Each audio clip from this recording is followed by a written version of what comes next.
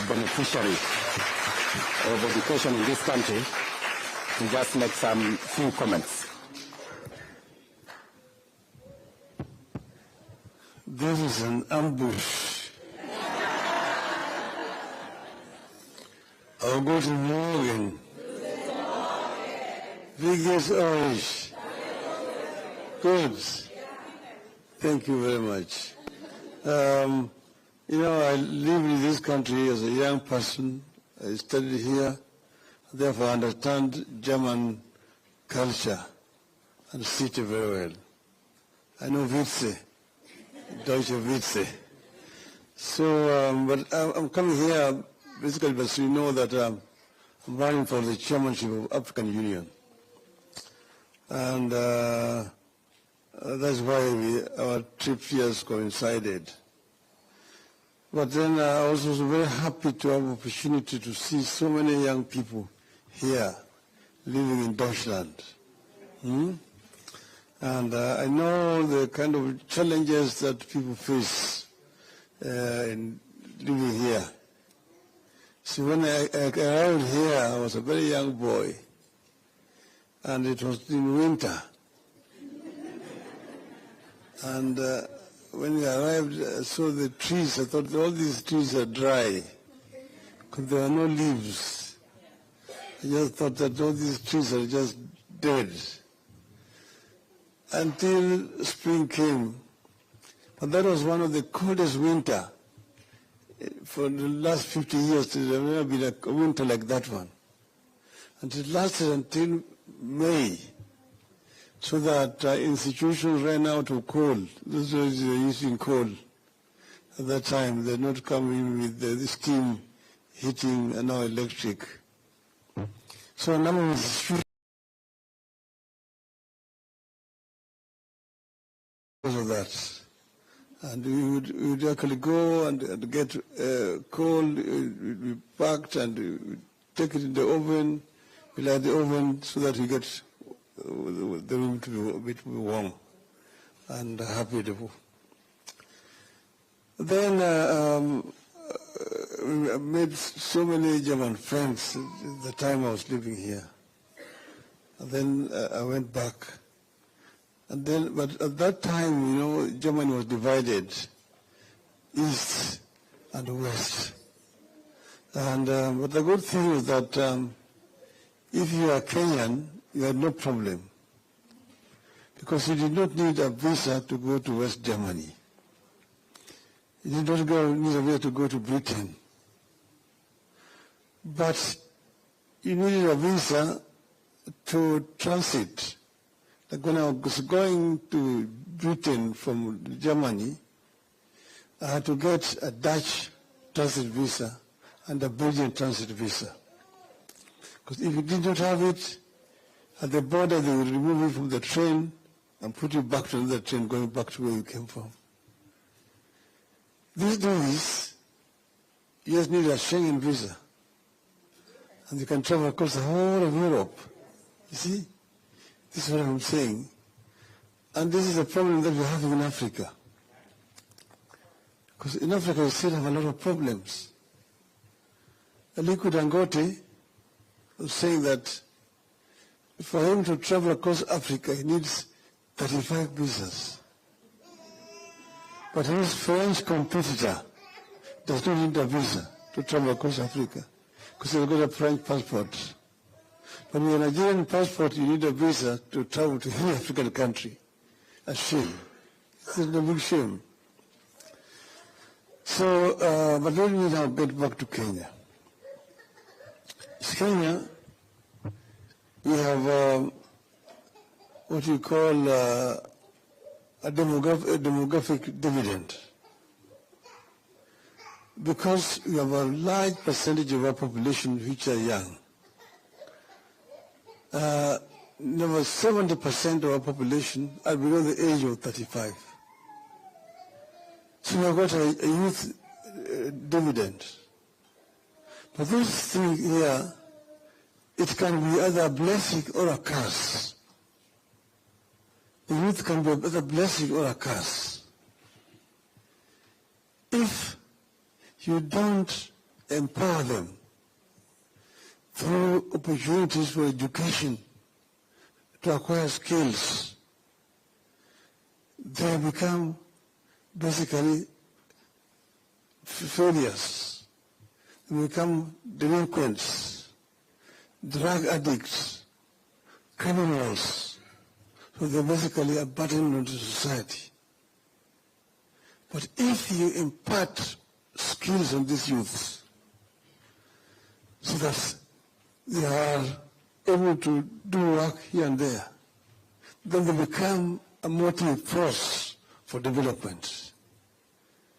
That's why we all the time laid a lot of emphasis on education, from ECD through primary to secondary to university education. So you're here, and you're working because you got the education opportunity to learn. But see, what we are having in Africa again is lack of opportunities. Lack of opportunities to employ these youth. I mentioned the other day that it's a shame that currently you find African children drowning in the Mediterranean, trying to reach Europe. To them it's a greener pastures. They're escaping poverty. They're escaping lack of employment back on the continent of Africa. It's a shame. We need to create an enabling environment for these youth to be able to get employment in Africa. But that does not mean that we must only work for companies in Africa. That's why the reason why I'm very happy that we are talking about people living in Kenya and working for companies in Germany.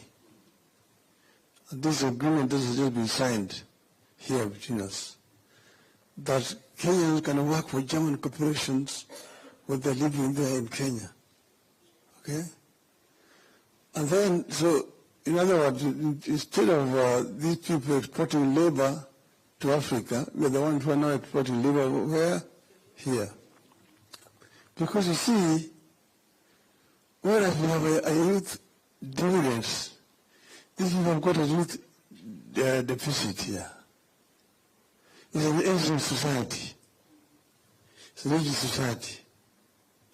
You have a situation where you've got an inverted pyramid. The base is up. The down here is now smaller. You've got a smaller population carrying the bigger population. The pensioners are more than the working population. Here, this because kwa nini hawataki kuzaa? Hawajui kuzaa siku hizi. Wengine wanaume wanaingiana na wanaume wenzao. Na kina mama vile vile hawataki. Wanakaa na wanaume peke yao. Sijapinga hii mambo hii ya ushoga, lakini sijaunga mkono vile vile.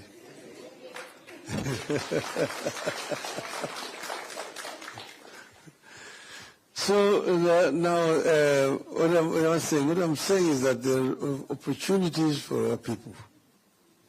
And that's why I'm so happy that the government has signed an agreement here with the government of Germany, so that our people who are living here can live and work here properly without exploitation. This is very, very important, because this is an agreement that is signed between this government and many other governments in Europe. In fact, EU has got regulations about mobility of labor and how this, those women migrating from one country to another country are to be treated. So this is what we want also to happen to our people, our Kenyan people, so that Kenyans who live out here feel protected and they cannot be exploited by anybody. So I'm going to the AU if I'm lucky to be employed, to go and work for Africa, to ensure that we can be able to create an enabling environment for Africa to grow. First, we want to promote inter-African trade, because Africans are spending too much time looking for markets for their goods, and they're being sometimes offered very unequal terms. But yet there's a market in Africa that they can use to market those goods. Second, we don't want Africa to remain just a supplier of raw materials for the industrial West. We want to have value addition taking place within Africa itself, so that we can create employment for our people in Africa. Africa is the richest continent in the planet Earth in terms of raw materials. All the industrial raw materials that are being used in these countries, most of them come from Africa. Africa was the origin of iron and steel manufacturing. The first mankind to use iron tools was in Africa. Africa made iron before the Europeans. When Europeans were still in the Stone Age, Africans were already using iron at that time. So Africa can actually claim its position on the planet Earth. It's a paradox that the richest in resources is also the poorest in terms of living conditions of these people. So we must change this. So inter-African trade. The other one is the issue of climate change. Climate change is a major challenge. You can see how the Africans living now between drought and floods. That's how we live now in Kenya. Mafuriko, pande nyingine ukame na njaa yote inakuja na hiyo yao yote. Lakini Africa itself is not the offender. The offense is coming from here. You guys are fortunate to have come here when now they're cleaning the environment a little. But I used to live here in Europe, in Germany. If you wash your clothes and hang it there in the window, it's a white cloth, tomorrow it will be brown. Because the air was all polluted with industrial waste. So this place, they are all burning, coal and diesel and so on and so forth.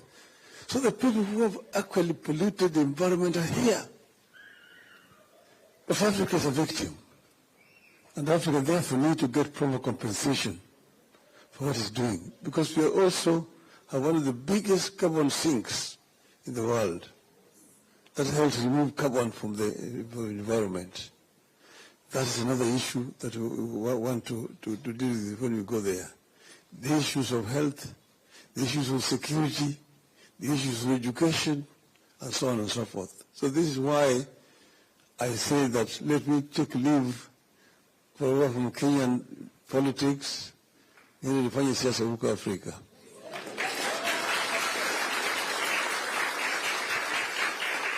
Niende nisiende? Niende nisiende?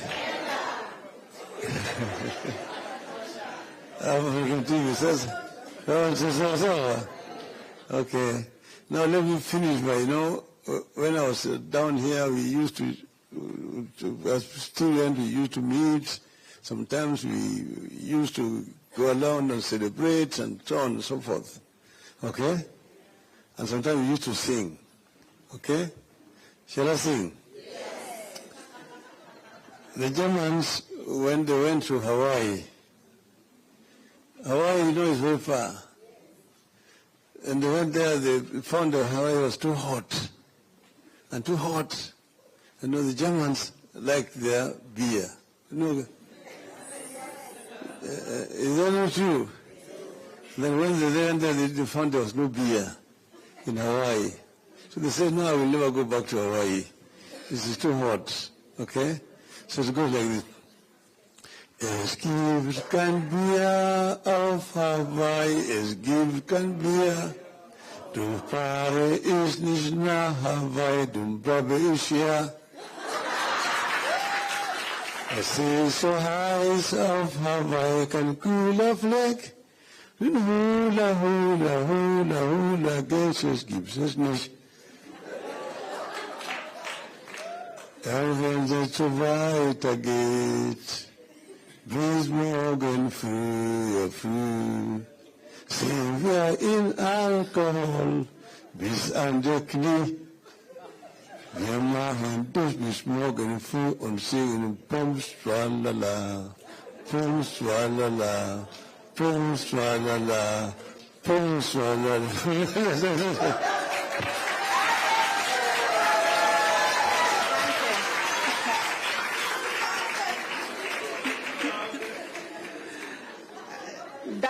Danke schön, Baba. Danke. Your Excellency, if you permit me 1 minute. Thank you very much for squeezing time out of your busy schedule to meet our diaspora family. As your diplomats here in the diaspora, when we come, we are part of this family. Yesterday they came from all over Germany to listen to you. And I'm happy that this could happen today. They are here from Bonn, Stuttgart, Mainz, Frankfurt, Bremen, all the cities, Bayern. They are from all over Germany. Thank you very much, Cologne. And